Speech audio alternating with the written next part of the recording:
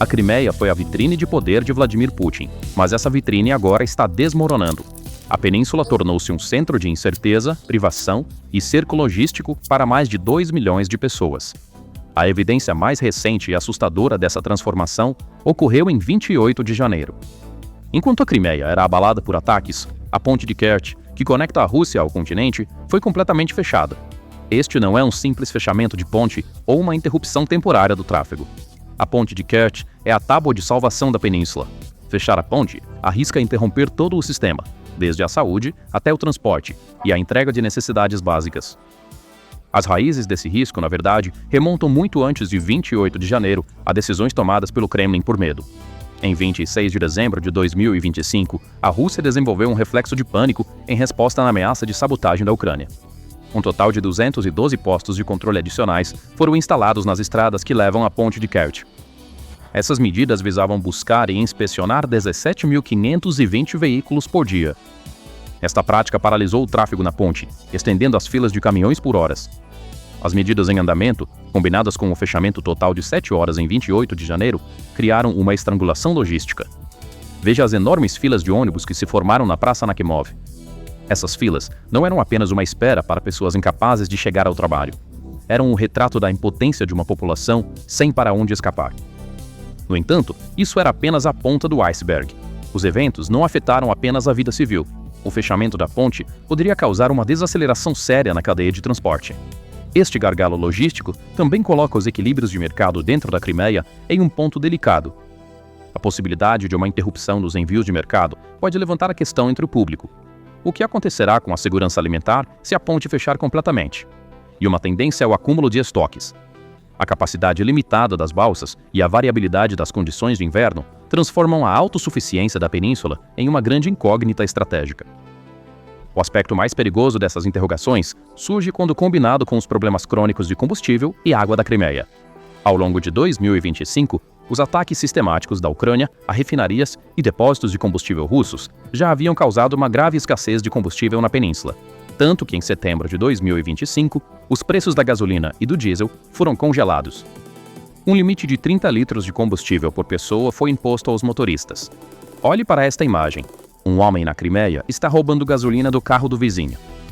Agora, o fechamento da ponte dessa maneira pode abrir caminho para que tais ações ocorram com mais frequência.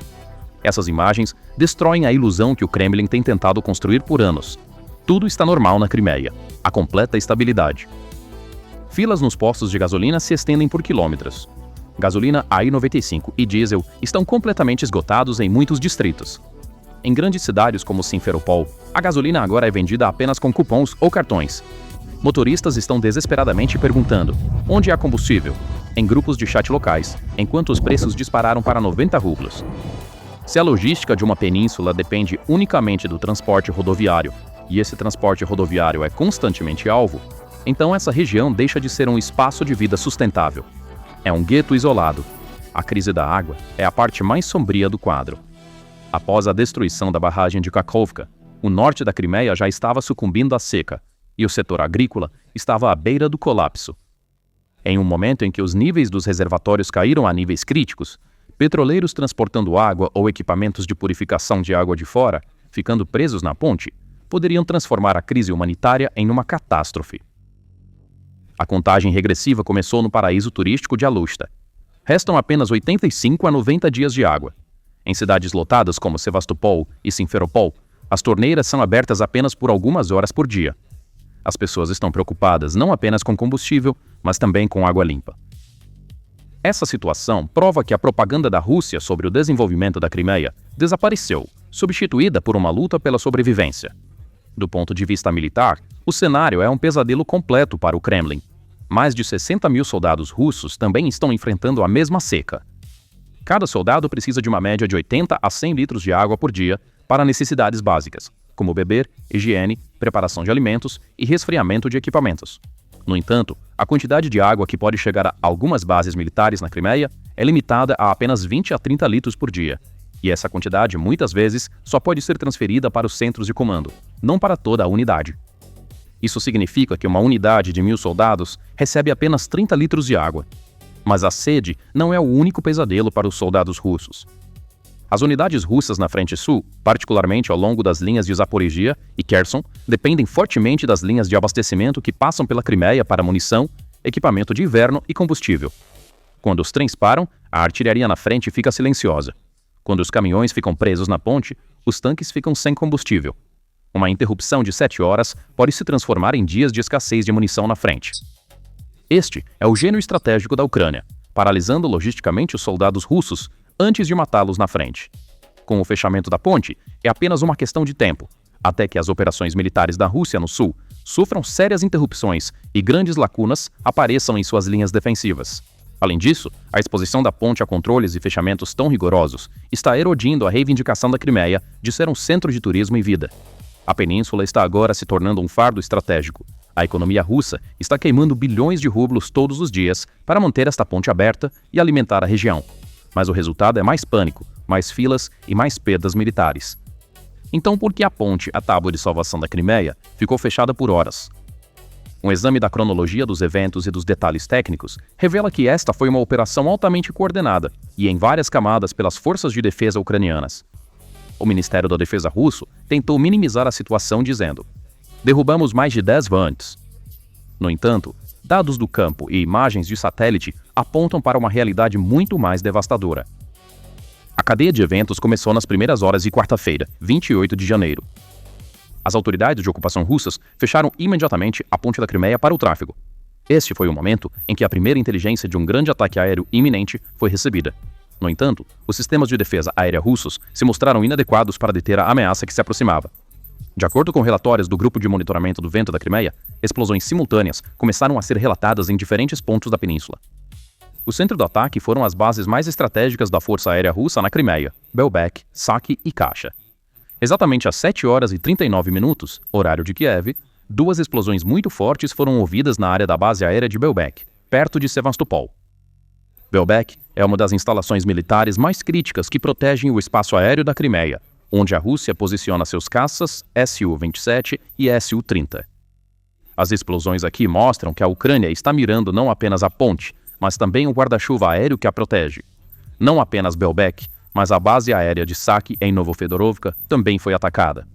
Saki já havia sido alvo de ataques ucranianos, causando pesadas perdas na aviação russa.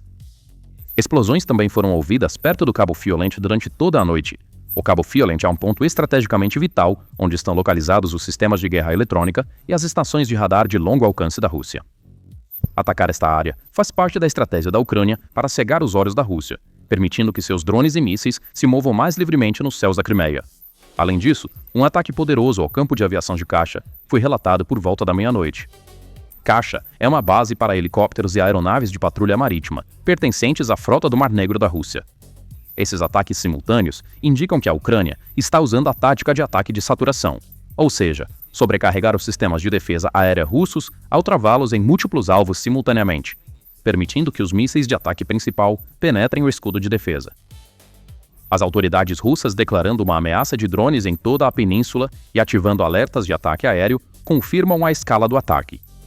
No entanto, o detalhe mais impressionante é que o ataque não se limitou a Vants, mas foi provavelmente apoiado por mísseis modernizados ou iscas. Isso porque o fechamento da ponte de Kerch, uma das estruturas mais fortemente guardadas do mundo, por 7 horas, aponta para uma ameaça muito mais séria do que um simples enxame de drones. Este fechamento reflete a ordem de pânico dos comandantes russos. Não podemos dizer quais mísseis são reais e quais são falsos. Parem tudo! Análises técnicas indicam que esses ataques são impulsionados pelo uso híbrido da tecnologia doméstica de UAV em desenvolvimento na Ucrânia e mísseis de longo alcance fornecidos pelo Ocidente. As medidas que a Rússia tomou para proteger a ponte de Kerch são ineficazes contra sistemas de orientação modernos. A explosão do caminhão em 2022, os ataques de drones marítimos em 2023, este complexo ataque aéreo no início de 2026, todos provam que a Ucrânia está constantemente desenvolvendo métodos novos, criativos e imparáveis para atingir a ponte. Este evento é muito mais do que um sucesso tático. É a prova de que a visão estratégica do regime de Putin para a Crimeia foi devastada. A ponte de Kerch não é apenas uma pilha de concreto e aço para Vladimir Putin. É o símbolo físico da união eterna da Crimeia com a mãe Rússia. Cada fechamento da ponte, cada alerta de ataque e cada explosão criam fissuras irreparáveis na imagem de Putin como um líder forte. As 7 horas de impotência em 28 de janeiro são a ruptura da maior promessa do Kremlin, o contrato de estabilidade e segurança diante dos olhos do povo da Crimeia. A doutrina de Putin era simples: a Crimeia é uma fortaleza e a Rússia a protegerá a qualquer custo. No entanto, eventos recentes mostram que as paredes dessa fortaleza são feitas de papel. A Rússia está tomando medidas tão extremas e paranoicas para proteger a ponte que essas medidas negam o próprio propósito da existência da ponte. Uma superpotência que interrompe sua própria linha de logística por medo está estrategicamente encurralada. Esta situação significa que, enquanto a Rússia tenta defender a Crimeia militarmente, está perdendo-a administrativa e economicamente. Você pode manter uma região com tanques, mas se não conseguir suprir as necessidades básicas das pessoas, você não está governando essa região. Os atores que Putin vê como seu quintal mais próximo estão se distanciando rapidamente de Moscou, ao verem que a Rússia é incapaz de proteger até mesmo seu próprio território e as linhas logísticas mais estratégicas. A Rússia ter que implorar a Bielorrússia por gasolina após a crise de combustível é o exemplo mais dramático de como o equilíbrio de poder mudou. Os aliados da Rússia agora estão perguntando: como pode uma potência que não consegue defender sua própria ponte e península nos proteger? Este clima de desconfiança aprofunda ainda mais o isolamento do Kremlin no cenário internacional. A OTAN e os aliados ocidentais estão observando este processo muito de perto. A fraqueza logística da Rússia está reformulando o planejamento estratégico da OTAN em seu flanco leste. Se a Rússia não pode abastecer sua própria fortaleza, como garantirá a sustentabilidade logística em uma guerra convencional de grande escala? Esta questão representa um grande golpe para os dissuasores militares da Rússia. Projeções de que as perdas totais da Rússia poderiam chegar a 2 milhões até 2026 estão diretamente ligadas à fraqueza criada por tal paralisia logística. Estrategicamente, a coluna de estrangulamento logístico está totalmente operacional aqui. A Ucrânia está forçando a Rússia a fazer uma escolha na Crimeia: ou continuar a alimentar essa armadilha mortal, gastando enormes recursos, ou procurar maneiras de se retirar gradualmente da península. Os 212 postos de controle na ponte são, na verdade, uma barricada que a Rússia ergueu para si mesma. À medida que a segurança aumenta, a eficiência diminui. À medida que a eficiência diminui, a crise se aprofunda. É um ciclo vicioso, e o regime de Putin está preso nele. A parte mais dolorosa do checkmate estratégico é a ruptura desse contrato social implícito com o povo russo. Putin havia prometido ao povo russo segurança e estabilidade em troca de silêncio político.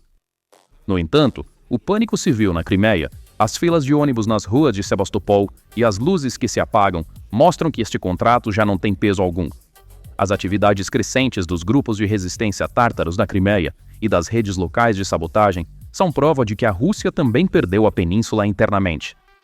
A guerra não é mais um espetáculo de propaganda na televisão, mas uma realidade que chegou à porta dos cidadãos russos, cortando seu combustível e destruindo sua segurança. As consequências globais e diplomáticas desta situação também estão destruindo a imagem da Rússia entre seus aliados.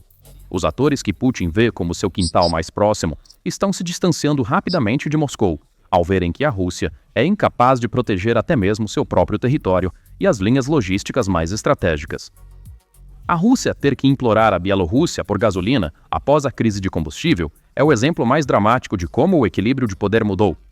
Os aliados da Rússia agora estão perguntando: como pode uma potência que não consegue defender sua própria ponte e península nos proteger?